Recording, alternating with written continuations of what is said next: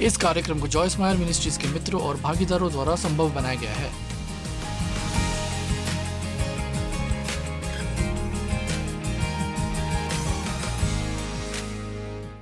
मैं आज आपको एक संदेश से उपदेश देने वाली हूँ जो कहलाता है कब प्रभु कब।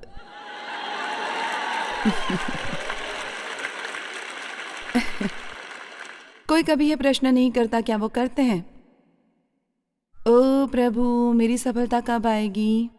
और आप जानते हैं, यदि आप सारा समय हताश रहें क्योंकि आपके टाइम टेबल के अनुसार बातें नहीं हो रही हैं, आपके जीवन में कुछ ऐसी बातें हो रही हैं जो आपको समझ नहीं आ रही, आप इस तरह जीवन का आनंद नहीं ले पाएंगे। हमें इसमें जीने की ज़रूरत है जिसे बाइबल में कहा गया है परमेश्वर का विश्राम। ये एक विशेष प्रकार का विश्राम है जो आप पा सकते हैं। जीवन के तूफानों के बीचों बीच भी हर बात को परफेक्ट करने की ज़रूरत नहीं है, आपको हर बात जानने की ज़रूरत नहीं है, आपको हर बात समझने की ज़रूरत नहीं है। यदि आप उस सब को बदल दें इस भरोसे के साथ कि परमेश्वर भले हैं, वो जानते वो क्या कर रहे हैं, और ये कि वो सही समय पर आपके लिए जो सर्वोत्तम है वही करेंगे। मैं चाहती हूँ कि आप समझ लें, दरअसल में हमें एक साथ कहना चाहिए, कहें परमेश्वर मेरे लिए सबसे सर्वोत्तम बातें करेंगे सही समय पर। और मैं जानती हूँ कि हम जल्दी में हैं और परमेश्वर नहीं,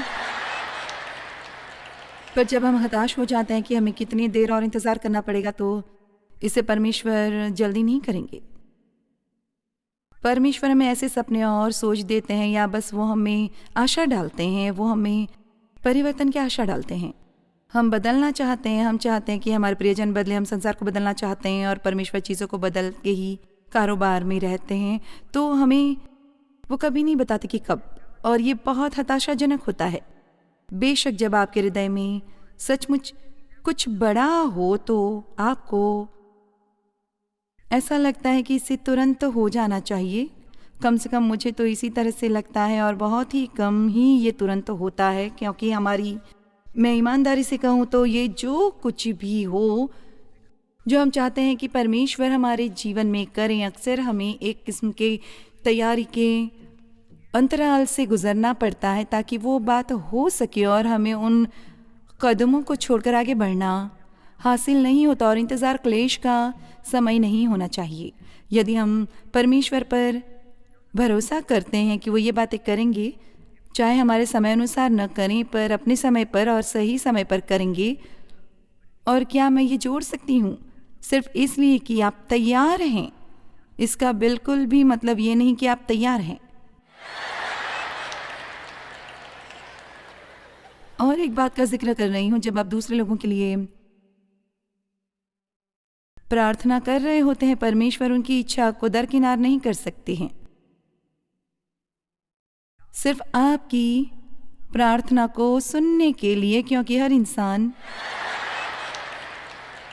अपनी इच्छा में आज़ाद है। तो जब आप किसी और के लिए प्रार्थना करते हैं तो आपको परमेश्वर को समय देना होगा कि वो उनसे निपटे, और सबसे उत्तम बात करने के लायक ये है कि उनके लिए एक अच्छा उदाहरण बने इस बीच जब आप इंतज़ार करने की प्रक्रिया में हैं। जाहिर है, जब हम किसी और के लिए प्रार्थना करते हैं तो इसकी 100% गारंटी नहीं है कि वो भी परमेश्वर में आएंगे, पर एक बात तो निश्चित है कि यदि उनके लिए कोई प्रार्थना नहीं करता तो परमेश्वर कभी उनके जीवन में काम नहीं करेंगे। और कई बार आपको इसे दिमाग में रखने की ज़रूरत है कि जब आप प्रार्थना करते हैं, ये परमेश्वर को उनके जीवन में काम करने का अवसर देता है।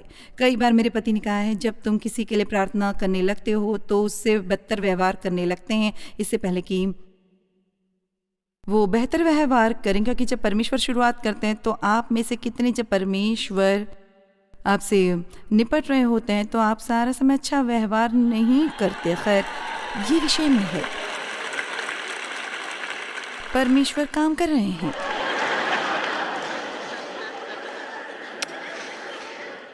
परमेश्वर ने आरक्षित रखा हुआ है अपनी बुद्धिमत्ता अनुसार समय का ज्ञान। परमेश्वर क्यों हमसे सूचनाएं छिपा लेते हैं? वो हमें बस बता क्यों नहीं देते, क्यों और कब? खैर, थोड़े से कारणों में से एक कारण है, यदि हमें पता होता कि हमें कितनी देर इंतज़ार करना होगा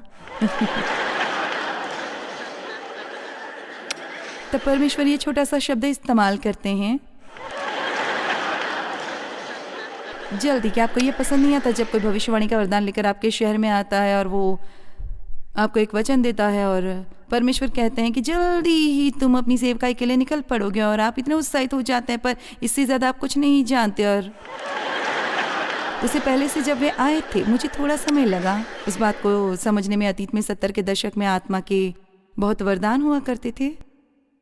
उस दौर में वो कलीसिया में बहुत ज़ोरदार तरीके से काम कर रहे थे, उसके बजाय जितना आजकल प्रतीत होता है। और अलग अलग लोग, अलग अलग वरदानों से लैस लोग हमारी कलीसिया में आते और लगता था निरपवाद वो मुझे ही बुलाते और वचन देते, और ये तकरीबन हमेशा एक ही बात होती है, हम भले काम करने की याव न छोड़ें, क्योंकि यदि हम ढीले न हो तो ठीक समय पर कटनी काटेंगे। और ईमानदारी से कहूँ तो मैंने सोचा यदि एक बार मुझे ये वचन दिया गया होता तो मैं चिल्ला उठूंगी, क्योंकि 7वीं या 8वीं बार के बाद मैंने ये समझ लिया कि ये असल में मुझे कुछ नहीं बता रहा, इसने मुझे कुछ भी नहीं बताया।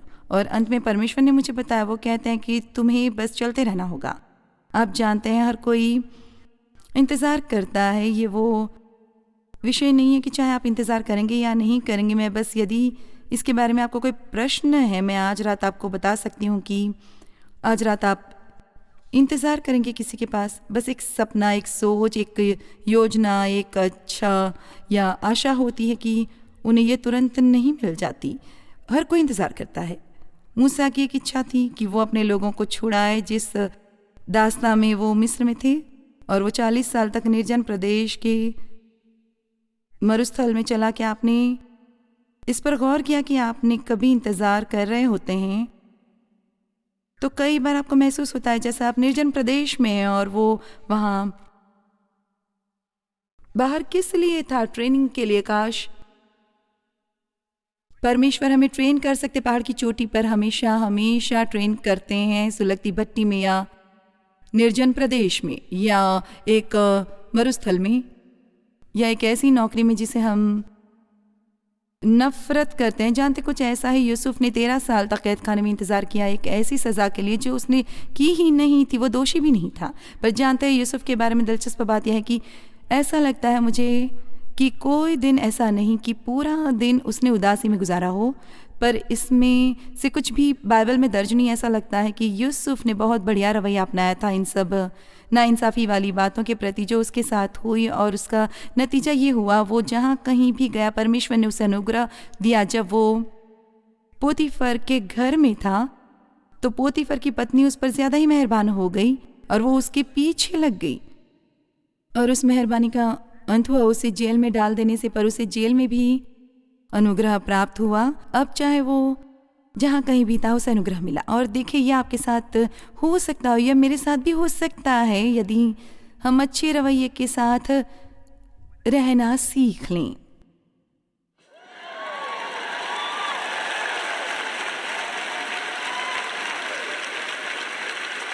सबसे उत्तम चीज़ आप क्या कर सकते हैं इस दौरान जब आप इंतज़ार कर रहे हैं? किसी और की मदद करो।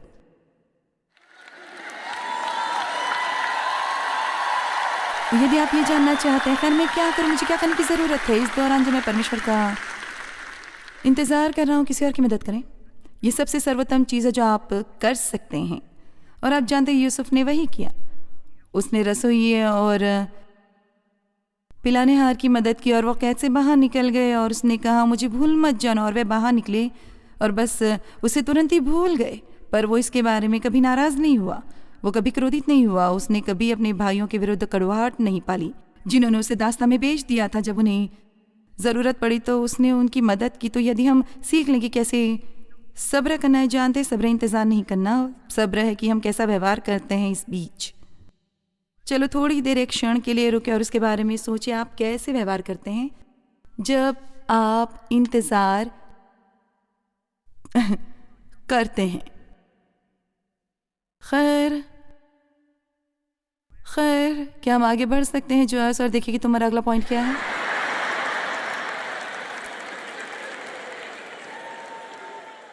और इस श्रेणी का एक ये भाग है जो हमें उस पॉइंट तक ले जाए जहाँ हम इंतज़ार कर सकते हैं और परमेश्वर के विश्राम में रह सकते हैं। 40 साल तक मूसा ने इंतज़ार किया, 13 साल तक यूसुफ ने, अब्राहम ने 20 साल तक इंतज़ार किया परमेश्वर की प्रतिज्ञा को साकार होते देखने के लिए, और इस प्रक्रिया में उसने कुछ चीज़ें अपने हाथ में ले लिया और ख़ुद को बहुत सी मुसीबतों में डाल लिया। और जब हम ऐसा करते हैं, जब हम वो करने का फ़ैसला करते हैं जो केवल परमेश्वर ही कर सकते हैं, तब हम परमेश्वर के जवाब को टाल देते हैं हमेशा के लिए। आमीन। दाऊद ने 20 साल इंतज़ार किया, उसका अभिषेक हुआ था राजा बनने के लिए, और 20 साल तक उसे ये ताज नहीं मिला। मुझे 43 साल पहले 1974 की फरवरी के महीने में सुसमाचार का प्रचार करने का बुलावा मिला था, और उन सभी 43 साल तक मैं कुछ करती रही थी, पर ये थोड़े से शुरू हुआ और ये बहुत धीरे धीरे आया, और ये तकरीबन ऐसा लगता है जैसे ये कुछ भी नहीं हो रहा। हालांकि यदि आप इन हालात की दूसरी तरफ जाएं और आपको वो मिल जाता है जिसका आप इंतज़ार कर रहे हैं, तो आप पीछे मुड़कर देख सकते हैं कि आप प्रगति कर रहे हैं। जो हमें ये सीखने की ज़रूरत है कि इसे कैसे करना है, और ये कि हम अपनी छोटी छोटी विज़नों का जश्न मनाएं। चलिए भी इस पूरे रास्ते पर एक सलाह मैं आपको दे सकती हूँ। यदि आप कुछ और नहीं समझ पाते हैं और यही समझ पाते, तो आपका आना सफल हो जाएगा। इसकी ओर देखना बंद करें कि आपको कितना दूर जाना है, और उसका जश्न मनाना शुरू कर दें कि आप कितनी दूर आ गए हैं। आमीन।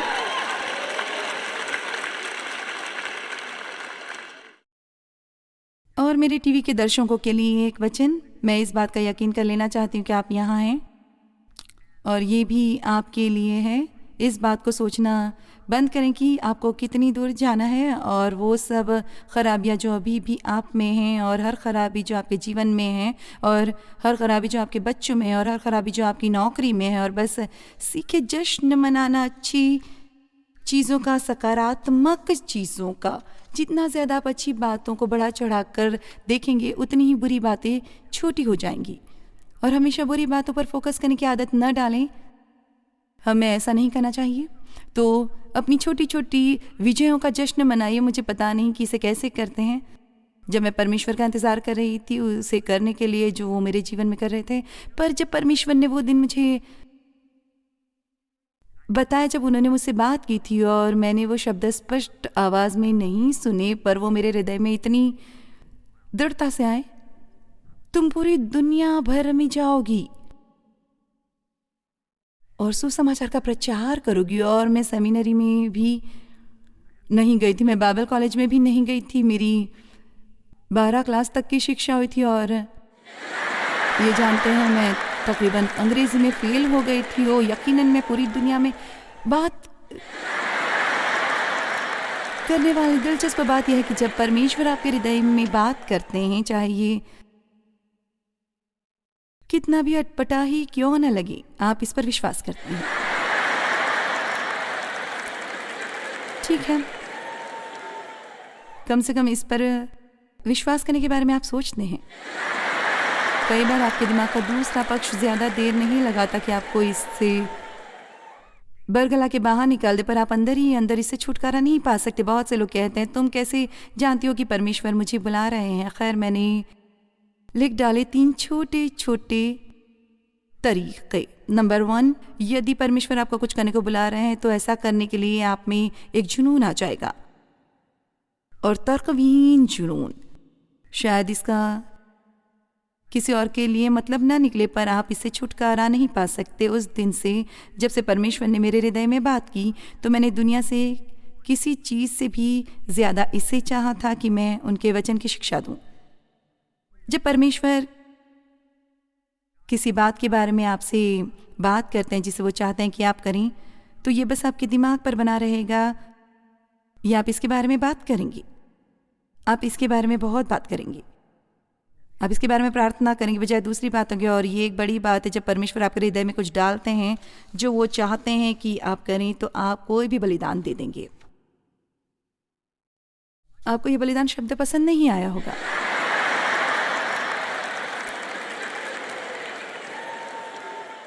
बलिदान।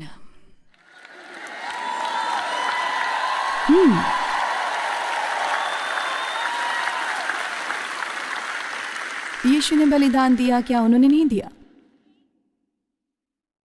प्रेरितों ने बलिदान दिया। यीशु ने कहा मेरे पीछे हो लो, तो वो बस अपना काम और अपने कारोबार छोड़ दिया और कहा बस ठीक है, और उनके पीछे हो लिए। मैंने एक फुल टाइम जॉब छोड़ दी जिसमें मैं काफ़ी पैसा कमा रही थी, ताकि मैं घर पर रह सकूं और इस मिनिस्ट्री के लिए अध्ययन कर सकूं, जो मैंने सोचा कि परमेश्वर ने मुझे बताया था कि मैं ये करूं। जो उस समय मुट्ठी भर लोग थे जिन्हें मैं अपने बैठक के फर्श पर उपदेश दे रही थी, आप बलिदान देंगे, आप ऐसी बातें करेंगे जो दूसरे लोगों के लिए लगता था कि कोई तुक नहीं बनता, और लोग हमेशा ये जानना चाहते हैं कि मैं ये कैसे जानूं कि ये परमेश्वर है। पता है, मैं सचमुच ऐसा सोचती हूँ कि जब परमेश्वर आपसे बात करते हों, आप बस ये जान लेते हैं, आप बस ये जान लेते हैं, क्योंकि जब बात दरअसल ये है कि परमेश्वर आपको कुछ करने के लिए बुलाते हैं, तो वो इसे करने के लिए विश्वास देते हैं।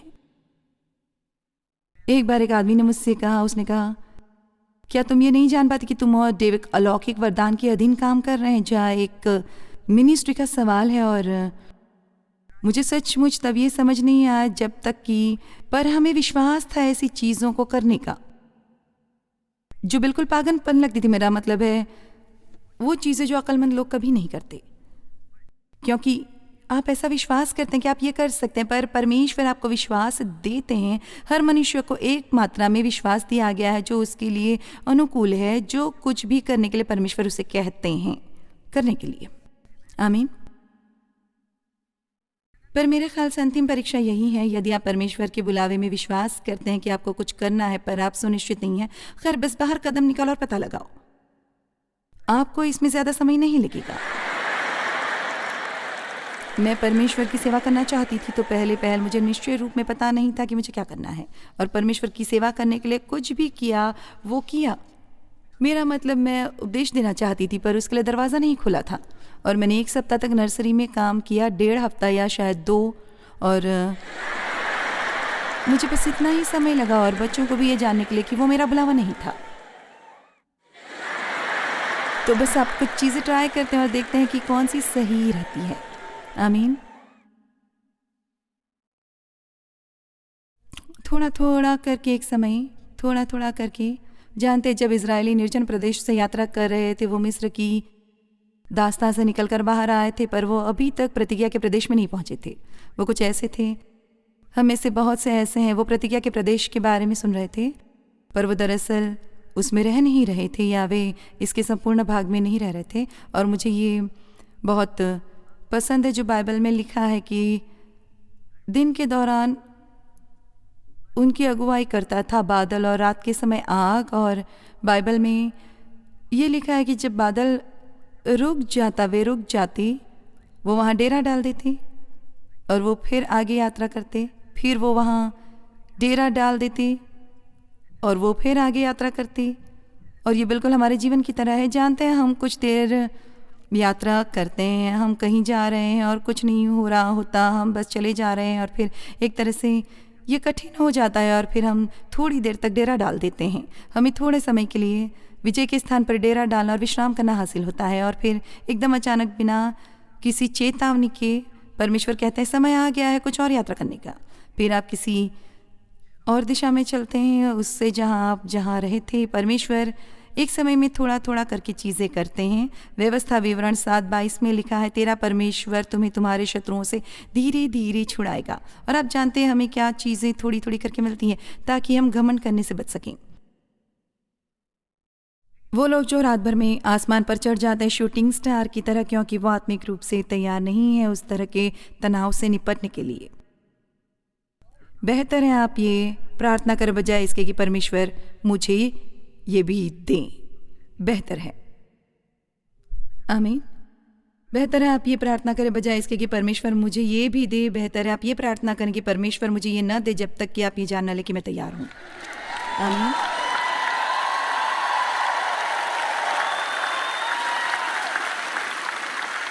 परमेश्वर तेजी से चीज़ें कर सकते हैं, इसके बारे में कोई संदेह नहीं है। ये जो कुछ भी है जो आप चाहते हैं कि परमेश्वर करें, वो इस एक क्षण में कर सकते हैं। पर बाइबल में लिखा है निर्गमन 13:17 में, जब फिरौन ने लोगों को जाने की आज्ञा दे दी, तब यद्यपि पलिश्तियों के देश में होकर जो मार्ग जाता है वो छोटा था, तो भी परमेश्वर ये सोचकर उनको उस मार्ग से नहीं ले गया कि कहीं ऐसा न हो कि जब ये लोग लड़ाई देखें तब पछताकर मिस्र से लौट आएं। अब ये शास्त्र वचन का एक बहुत हिस्सा है। यदि हम टाइमिंग के बारे में बात करना चाहें, क्योंकि वहाँ एक छोटा रास्ता था जहाँ से परमेश्वर उन्हें ले जा सकते थे, और एक छोटा रास्ता है जिससे परमेश्वर आपको ले जा सकते हैं, पर उन्होंने ऐसा नहीं कहा क्योंकि वो अभी तक लड़ाई के लिए तैयार नहीं थे। अब इसका हमारे लिए क्या मतलब है? हर बार आप थोड़ा ऊपर उठते हैं तो उतनी ही जोरदार तरीके से शैतान आपके विरुद्ध आता है। हर बार जब आप किसी चीज पर और ज्यादा पाते हैं तो आपकी कुछ घटी होती है। यूहन्ना बपतिस्मा देने वाले क्या कहा जब उसके चेले और उन्होंने शिकायत करनी शुरू की, खैर अब हर कोई यीशु के गिर्द भीड़ लगा रहा है और वो बपतिस्मा भी दे रहा है और जानते हैं वो हमसे ज़्यादा लोकप्रिय हो रहा है, और यूहन्ना ने कहा अवश्य है कि वो बढ़े और मैं घटूं इसलिए ताकि परमेश्वर आपके जीवन में बढ़ सके। आप में कोई घाटा होना चाहिए, कोई घाट, और इसमें से बहुत सारे इस तरीके से आता है कि आप खुद के बारे में क्या सोचते हैं और आप खुद को कैसे देखते हैं। परमेश्वर नहीं चाहते कि हम अपने बारे में बुरा रवैया रखें, पर वो कभी नहीं चाहते कि हम ये सोचें कि हम किसी से और ज़्यादा बेहतर हों। चलिए भी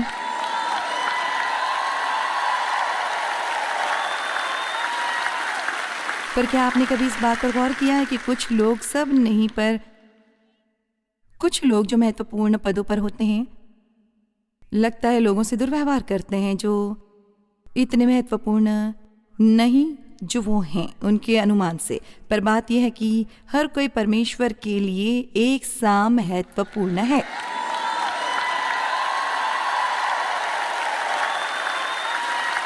आमीन आमीन आमीन।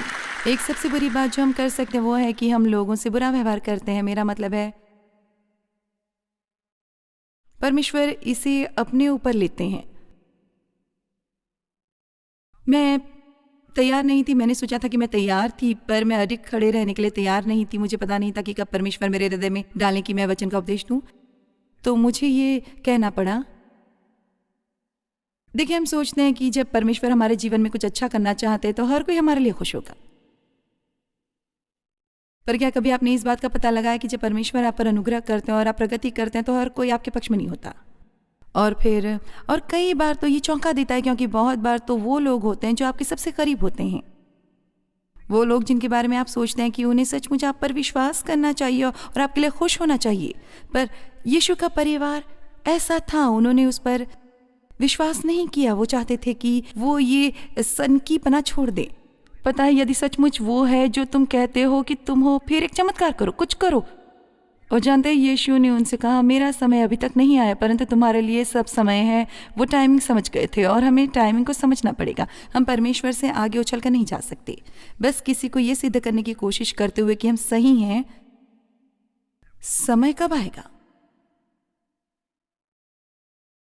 देखिए, मुझे पता नहीं था उन सारी आलोचना के बारे में जो मुझे मिलने वाली थी। मुझे पता नहीं था जब आप टीवी पर आते हैं तब तुम्हारे पास कुछ लाखों लोग होते हैं जो आपकी गलतियां निकाल सकते हैं।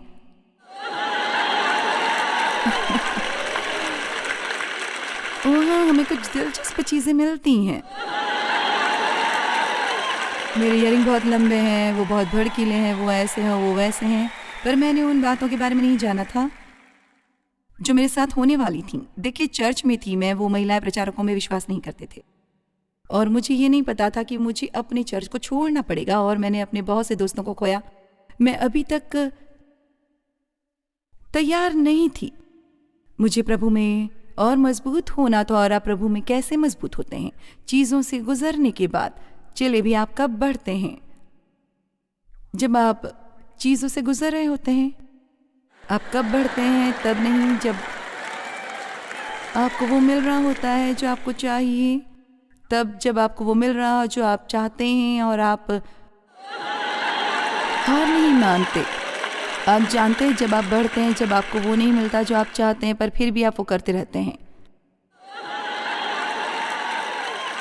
क्योंकि यह एक छोटा सा राज है। हम सिर्फ नतीजा पाने के लिए वो नहीं करते जो सही है। मुझे ये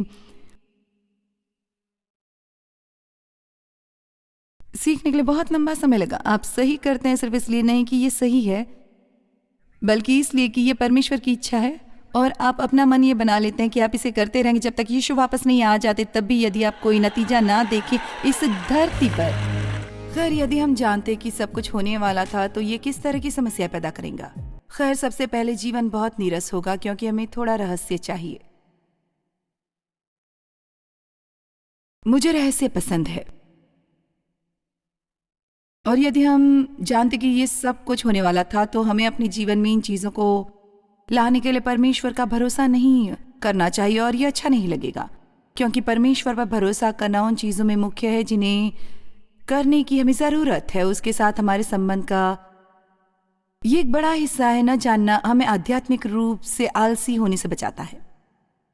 हेलो, न जानना हमें आध्यात्मिक रूप से आलसी होने से बचाता है। इससे हम परमेश्वर को पाने की, परमेश्वर को तलाश करना और प्रार्थना करना और सीखना और बढ़ने की इच्छा रखते हैं। लेकिन यदि आप सब कुछ जानते और यदि आपको पता होता कि सब कुछ होने वाला था तो ये कुछ नहीं होता। जरा सोचिए, परमेश्वर जानता है वो क्या कर रहा है। और यदि हम जानते कि कब, तो हो सकता था कि हम तब तक पाप में रहने की लालसा करते। नहीं, आप कहे हाँ। परमेश्वर जानबूझकर हमसे जानकारी रोक सकता है और हमें विश्वास करना चाहिए कि हमारा समय उसके हाथों में है। और जब समय सही है तो न कोई नरक का शैतान और न कोई जमीन पर का व्यक्ति परमेश्वर को आपके जीवन में आने से रोकेगा। क्या आपने सुना?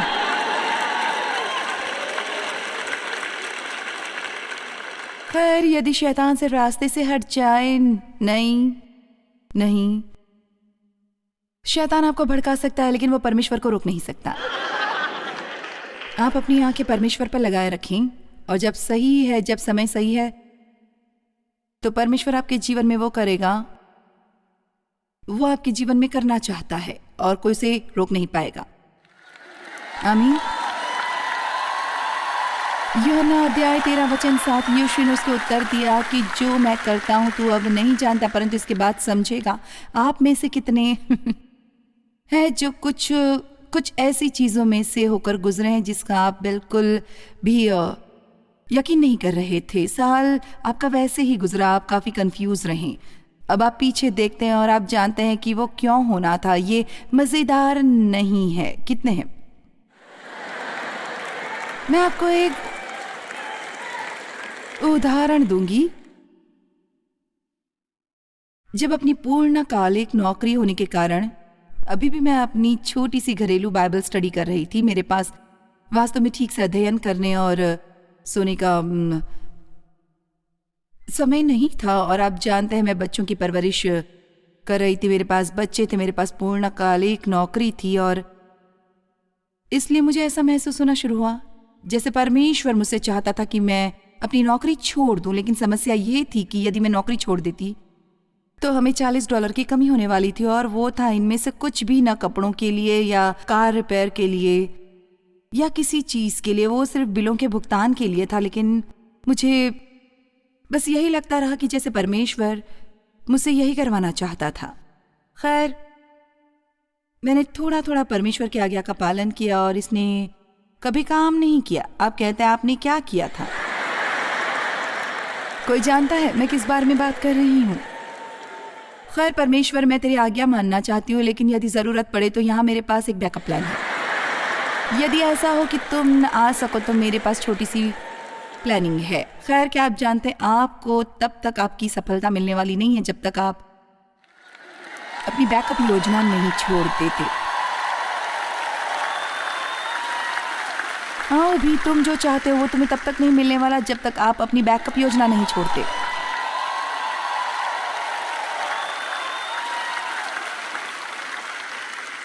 देखो, यदि आप बेहतर व्यवहार करते हैं तो मैं आपको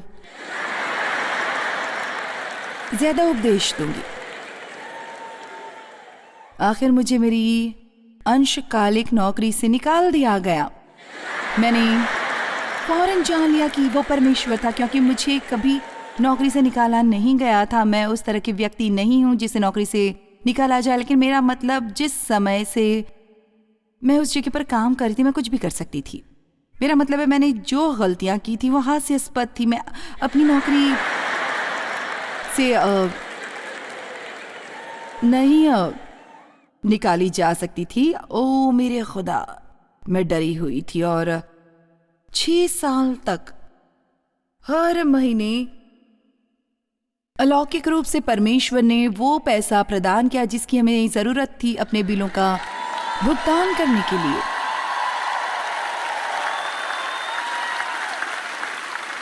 अब जब मैं पीछे देखती हूँ, मेरे जीवन के कुछ अनमोल वर्ष थे और परमेश्वर के साथ ऐसा संबंध वाला समय जब मैं उन छोटी छोटी चीज़ों को देखती हूँ जो उसने मेरे लिए की थी, जो मैं जानती थी कि वही था, संभव तो कोई और नहीं। लेकिन आप जानते हैं, मैं वास्तव में सचमुच उस तरह से जीने से थक चुकी थी। कब परमेश्वर, कब मैंने बड़ी कुर्बानी दी है, तो कब हमारे लिए कुछ समृद्धि लेकर आने वाला है। हम दशमांश देते हैं, हम दे रहे हैं, मैं प्रचार कर रही हूं, मैं शिक्षा दे रही हूं। अब जानते हैं, हमें परमेश्वर को अपने अच्छे गुणों की सूची देना अच्छा लगता है, जैसे कि तुम्हारा मुझ पर कुछ एहसान है, उन सब अच्छी चीज़ों को देखो जो मैं यहाँ कर रही हूँ। परमेश्वर और तो कुछ नहीं कर रहा। तो मेरे पास्टर आए जो एक अच्छी रिपोर्ट साझा करना चाहते थे। उनके पास एक स्पीकिंग एंगेजमेंट थी जिसके लिए मैं बेताब थी कि कुछ मुझे मिलने वाला है बोलने के लिए। और वो आए और उन्हें एक बड़ी पेशकश मिली थी और 2 या 3 लोगों ने कहा कि वो उनके साथ भागीदार होना चाहते थे और वो पूरी तरह उत्साहित था और उसने मुझे अपनी अच्छी खबर बताई और मैंने वही किया जो हम करते। ओ प्रभु की स्तुति हो, तेरा धन्यवाद। और आइए भी, खैर कम से कम मैं ऐसा करने की कोशिश तो कर रही थी जैसे कि मैं जानती थी कि मुझे करना चाहिए था। और फिर अचानक से जैसा उसने कहा, ओह क्या ये ठीक है कि मैं तुम्हें बता रहा हूँ? मैंने नहीं, मैंने ऐसे नहीं, मैं चाहती हूँ तुम चुप रहो। लेकिन मैंने वो सब कहा। आप में से कितने हैं जो समझ रहे हैं कि मैं क्या कह रही हूँ? आप जो सुनते हैं वो लोगों को बताते हैं। आप किसी दूसरे की महान गवाही सुनने की सराहना नहीं करते। आइए भी ईमानदारी से कहिए, चलिए ईमानदार बनिए। यहाँ तक कि अपनी गवाही देने का भी एक समय है। मेरा मतलब है यदि किसी को लगता है कि वो पल्लू से मरने जैसे हो रहे हैं, तो तब आपको ये नहीं कहना चाहिए कि आपके साथ भी पिछले सप्ताह ऐसा शुरू हुआ और परमेश्वर ने आपको चंगा किया। ये थोड़ी सहानुभूति दिखाने का समय है। आमीन। मैंने उनके लिए सच में खुश होने का दिखावा किया और जब वो चले गए, मैंने जाकर स्वयं को अपनी बेटी के बिस्तर पर गिरा दिया और मैं रोई रोई रोई रोई रोई रोई और रोती रही। और जब मैं बिस्तर पर से उठी, मैंने कहा, यीशु, मुझे परवाह नहीं कि मुझे एक भी परिणाम दिखाई ना दे, तो भी मैं दशमांश देना और दान देना जारी रखूंगी जब तक तू मुझे लेने नहीं आता। और उस दिन से हमारी आर्थिक स्थिति बदल गई। मैंने पहले जो कहा था उस पर वापस आती हूँ। केवल एक परिणाम हासिल करने के लिए हमें परमेश्वर की सेवा करना बंद करना होगा। आपने मेरी बात सुनी, लेकिन परमेश्वर के साथ हमारे संबंध में हमें कैसा व्यवहार करना है इस पर आधारित नहीं है कि हम उनसे क्या चाहते हैं। उसने पहले से ही हमें किसी से भी अधिक दे रखा है जो संभवतः 1 लाख जीवन काल के लायक हो सकता है। समझ रहे मैं क्या कह रही हूँ? आप मेरी बात समझ रहे हैं ना? खैर, मुझे समझ नहीं आया कि हम उसमें से क्यों गुजर रहे थे। इसका कोई मतलब नहीं था। हमने कुर्बानी दी थी, हम जो सही था वो करने की कोशिश कर रहे थे। खैर, अब मैं जानती हूँ, मैं इसे पूरी तरह समझती हूँ, क्योंकि तब हमें महीने के $40 चाहिए थे। आप अपनी कुर्सी से गिर जाएंगे यदि मैं आपको बताऊं कि हर महीने इस मिनिस्ट्री को चलाने का कितना खर्च होता है। और क्या आप जानते हैं, मैंने कभी इस बारे में सोचा नहीं। परमेश्वर ये पैसा लाता है। हम अपने सम्मेलनों के लिए दान नहीं लेते, हमारी मिनिस्ट्री पर कोई कर्ज नहीं है, कुछ भी नहीं, बिल्कुल नहीं। हमने कभी 1 सेंट भी ब्याज का नहीं दिया क्योंकि हमने कभी पैसा उधार नहीं लिया। और ये महीने का $40 हुआ करता था। लेकिन देखो, यहीं से मैंने सीखा कि परमेश्वर पर भरोसा कैसे करें। इससे पहले कि आप दुनिया भर की मिनिस्ट्री के लिए परमेश्वर पर भरोसा कर सके, आप पहले परमेश्वर पर भरोसा करें। आइए भी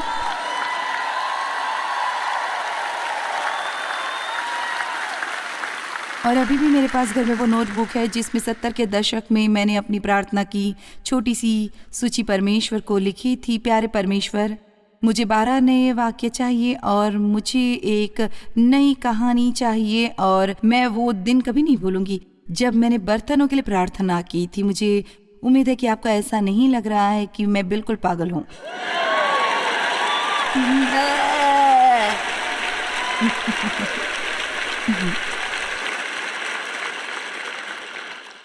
इस तरह की चीजें जो आपको परमेश्वर से जोड़ती हैं, मेरा मतलब है, क्योंकि मैं जानती थी कि परमेश्वर ही था। और देखो, ये कहना कि हम परमेश्वर पर भरोसा करते हैं एक बात है, लेकिन जब हम वास्तव में परमेश्वर पर भरोसा करते हैं तो हम उसकी विश्राम में प्रवेश करते हैं। परमेश्वर पर भरोसा करने की कोशिश निराशाजनक है, लेकिन जब आप वास्तव में उस पर भरोसा करते हैं तो आप वास्तव में उस स्थिति के बारे में चिंता नहीं करते, क्योंकि आप जानते हैं कि परमेश्वर आपको संभाल लेगा। आप नहीं जानते कि आप कब का अनुमान लगाने की कोशिश नहीं कर रहे हैं। आप नहीं जानते कि कैसे का अनुमान लगाने की कोशिश नहीं कर रहे हैं। आप तो सिर्फ ये जानते हैं कि परमेश्वर करेगा। ये बस किंचित संभव है, मैं जानती हूं, लेकिन ये संभव है कि आप परमेश्वर पर किसी ऐसी चीज के लिए विश्वास कर रहे हैं जो आपके पास होनी नहीं चाहिए, बिल्कुल भी नहीं। ये सब अच्छा नहीं था, है ना? खैर, हम देखने वाले हैं कि वो वास्तव में कितने आध्यात्मिक हैं। ये बिल्कुल संभव है कि आप किसी ऐसी चीज के लिए परमेश्वर पर विश्वास कर रहे हैं जो आपके पास नहीं होनी चाहिए।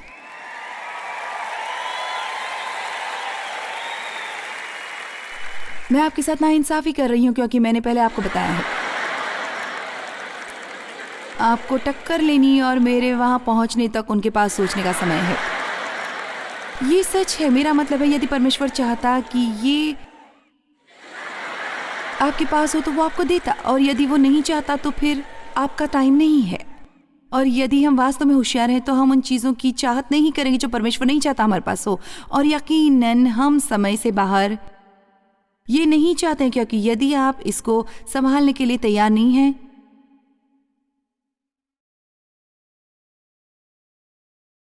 यूहन्ना 16:12, यीशु ने कहा, मुझे तुमसे और भी बहुत सी बातें कहनी है परंतु अभी तुम उन्हें सह नहीं सकते। वाह, आश्चर्य है कि परमेश्वर वो जानता है जो मैं नहीं जानती। आप जानते हैं, अब मैं बूढ़ी हो रही हूं। मैं कभी कभी परमेश्वर से पूछती हूँ, मैं कितना लंबा जीने वाली हूं, मैं कब मरने वाली हूँ, मैं कैसे मरने वाली हूँ, क्या ये कष्टदायक होगा या फिर बिल्कुल भी नहीं। आप जानते हैं, आप कुछ अजीब बातों के बारे में सोचना शुरू करते हैं। आप में से कुछ जो अपने 20वें साल में, उनमें से एक बात करती हूँ। भजन संहिता में एक वचन में लिखा है, कभी मैं जवान था लेकिन अब मैं बूढ़ा हूं। हर दिन आपकी उम्र बढ़ रही है। मैं इस पर एक पुस्तक लिखने वाली हूं कि बिना बूढ़े हुए उम्र में कैसे बढ़ें। आमीन। मैं गंभीरता से इस पुस्तक पर काम कर रही हूं जिसका नाम है एजिंग ग्रेसफुली। मेरा मतलब है, आपको चाहिए, उम्र एक नंबर है लेकिन बुढ़ापा एक मानसिकता है। परमेश्वर आपको ऐसी चीजें नहीं बताता। मैं नहीं जानती, किसी दिन ये बस खत्म हो जाएगा और मैं चली जाऊंगी। यदि आप ठीक ठाक जानते कि परमेश्वर इस कमरे में से आप में से कुछ का कितना बड़ा उपयोग करने वाला था तो आप स्वयं में इतना अहंकारी हो जाते कि ये दयनीय होता।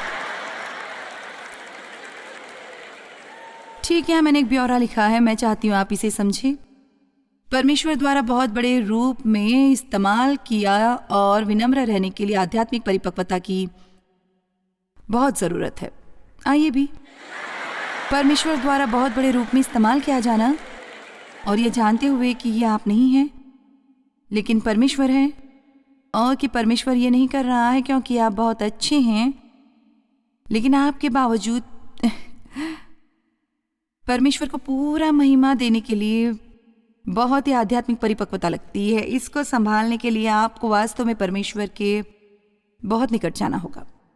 मुझे याद है एक बार परमेश्वर ने मुझसे कहा था, तुम्हें स्वयं पर बहुत अभिमान है क्योंकि तुम मेरे लिए काम करती हो, लेकिन समस्या यह है कि तुम मेरे साथ कोई समय नहीं बिताती। परमेश्वर के साथ समय न बिताने वाले कुछ दोषी लोग हैं जो पूर्णकालीन मिनिस्ट्री में काम करते हैं। खैर, अब और नहीं हनी, ये काम नहीं करने वाला है क्योंकि परमेश्वर ने मुझे बताया है कि उनके साथ समय बिताना बहुत ही ज़रूरी है और ये हमें करना ही होगा।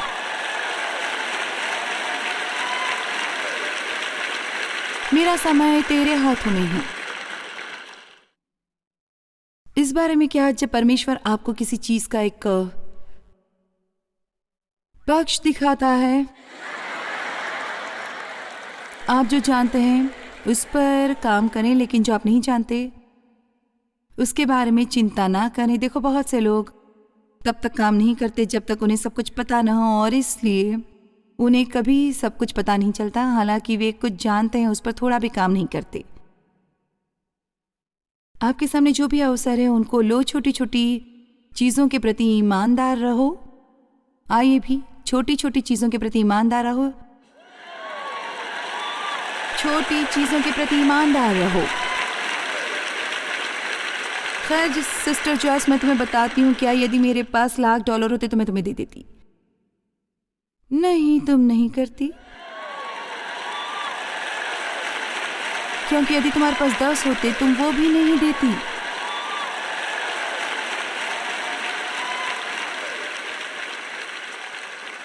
यहाँ है भजन संहिता 31 वचन 14-15, परंतु हे यहोवा, मैंने तुझी पर भरोसा रखा है। मैंने कहा, तू मेरा परमेश्वर है, मेरे दिन तेरे हाथ में है, तू मुझे मेरे शत्रुओं और मेरे सताने वालों के हाथ से छुड़ा।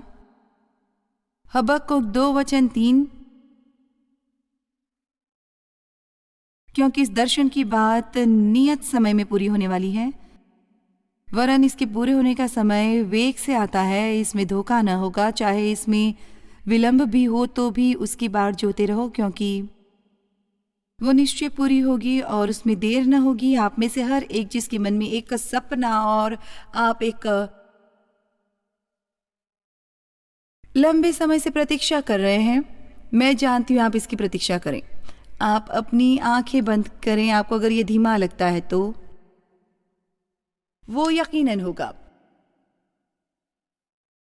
अगर वो धीमा लगता है तो इसकी प्रतीक्षा करें, वो यकीनन होगा, इसमें देरी नहीं होगी।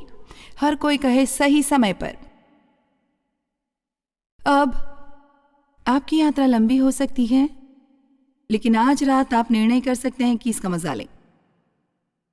आप जितना समय परमेश्वर की प्रतीक्षा कर रहे हैं उस समय का मजा ले सकते हैं, यदि ऐसा करने के लिए आप अपना मन बना लेते हैं। भावनात्मक रूप से विचलित ना हो। यीशु ने भावनात्मक रूप से विचलित होने से इनकार किया है। किसी चीज को समय से पहले जन्म देने की कोशिश न करें। सबोपदेशक अध्याय 3 में लिखा है, हर चीज अपने अपने समय पर सुंदर होती है, अपने समय से बाहर, लेकिन ये इतना सुंदर नहीं होता। और शैतान आपके लिए अवसर प्रदान करेगा। जब मैं ऐसी थी जैसे इतनी मजबूती से चाहती थी कि मेरी मिनिस्ट्री बढ़े और बड़ी हो, और मेरे खुदा, ये बिल्कुल ऐसे था, बड़ी बड़ी बड़ी बड़ी, इसके सिवाय कुछ और नहीं सोच सकती थी। हमें बड़े होने का नशा हो जाता है, हर चीज बड़ी होनी चाहिए। और एक प्रमोटर, हाँ, उनके पास प्रचारकों के लिए भी प्रमोटर है। मैं वहाँ कैलिफोर्निया में थी और उसने हमसे संपर्क किया और कहा यदि आप मुझे काम पर लगाएंगे और मुझे आपका एजेंट होने देंगे तो मैं आपके लिए सभी तरह के अनुबंधन लाकर आपको प्रसिद्ध बना सकता हूँ। खैर, प्रलोभन आओ, अभी आप जानते मैं किस बारे में बात कर रही हूँ। लेकिन उस दोपहर में अपने बिस्तर पर लेटी थी और उस रात मीटिंग में जाने से पहले प्रार्थना कर रही थी और मैं अपने अंदर मन में जानती थी कि ये वो नहीं था जो परमेश्वर चाहता था। और इसलिए मैंने आखिर यही कहा, आखिर परमेश्वर या तो मुझे बढ़ावा दे या मैं कभी आगे नहीं बढ़ूंगी। चलिए भी अपने आप कुछ पाने की कोशिश करने की गलती ना करें जो अब्राहम और सारा ने की थी, क्योंकि परमेश्वर आपके अनुरूप पर्याप्त तेजी से नहीं बढ़ रहा है। और अंततः मैं कहती हूँ कि बाइबल में नई और पुराने दो नियमों के बारे में बताया गया है, कामों के नियम, अनुग्रह के नियम, काम करने के नियम, और नियमों और अधिनियमों का पालन करना, और फिर ये सोचना कि उसके कारण आप कुछ पाने के लायक हैं, या परमेश्वर पर भरोसा करने का या उस पर विश्वास करने का और उसका आज्ञाकारी होने का और आपके पक्ष में होने के कारण आपके लिए काम करने देने का नियम, इनको पेश किया गया है। इन नियमों को गलतियों में दर्शाया गया है। ये बताता है कि इसे कैसे दो अलग अलग औरतों हाजरा और सारा के द्वारा दर्शाया गया है। यदि आप कहानी जानते हैं तो अच्छा है, यदि नहीं तो मैं आपको केवल इतना ही बताने वाली हूँ ताकि आप पूरी तरह से अनजान न रहे। परमेश्वर ने अब्राहम से वादा किया था कि उसके अपने ही शरीर से एक बच्चा होगा, लेकिन उसकी और सारा की बच्चे पैदा करने वाली उम्र नहीं रही थी, इसलिए ये एक चमत्कार ही होना था। और रोमियो अध्याय 4 में लिखा है, इब्राहिम में आशा खो देने के सभी मानवीय कारण थे, उसमें विश्वास में आशा की। देखो, यहाँ तक जब आपके पास एक भी आशा का स्वाभाविक कारण नहीं, आप विश्वास में आशा कर सकते हैं, क्योंकि परमेश्वर असंभव कर सकता है। और लिखा है कि किसी शक या अविश्वास ने उसे परमेश्वर के वचन के बारे में निर्बल नहीं बनाया। ये मत सोचो कि शक और अविश्वास आपके विरुद्ध नहीं होंगे, क्योंकि ये होगा। उसे होने दो, लेकिन उसे आपको बदलने न दे। शक या अविश्वास उसे परमेश्वर के वचन के बारे में निर्बल नहीं बनाता। तो उसका परमेश्वर पर विश्वास था, लेकिन इस इंतजार की प्रक्रिया में सारा को एक शानदार विचार सूझा कि वो हाजरा जो उसकी दासी थी को लेकर अब्राहम को देगी और उसकी दूसरी पत्नी के रूप में उसे स्वीकार करेगी। मैंने देखा कि अब्राहम ने उसे ठुकराया नहीं था, लेकिन आप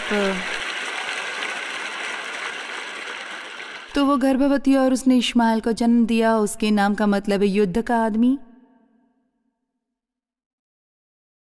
आखिरकार बहुत साल गुजरने के बाद परमेश्वर ने सारा से मुलाकात की और उसके एक बच्चा हुआ जिसका नाम था इसहाक, और उसके नाम का मतलब है हंसी। तो आपके पास अपना विकल्प है, आप अपनी तरह से युद्ध कर सकते हैं या परमेश्वर का इंतजार करते हुए हंसते हुए यीशु के पास घर जा सकते हैं हमेशा के लिए। आमीन, आमीन। हमें बस इस पर भरोसा करने की ज़रूरत है कि परमेश्वर भले हैं, वो जानते हैं वो क्या कर रहे हैं। वो हर परिस्थिति में हमारे लिए सर्वोत्तम ही करते हैं। हमें और ज़्यादा जुनून विकसित करने की ज़रूरत है, और कृपया इस पर गौर करें। मैंने कहा विकसित, क्योंकि एक ही तरीके से हमें जुनून बढ़ता है यदि हमें व्यवहार में लाना हो तो हैरान मत होइए जब आप जुनून के लिए प्रार्थना करते हैं। यदि आपको कुछ ऐसी छोटी सी कठिनाई आए जो आपसे निपट रही है, जिसे आप चाहेंगे कि आप ना निपटेंगे, तो आप सब प्रभु पर छोड़ दीजिए।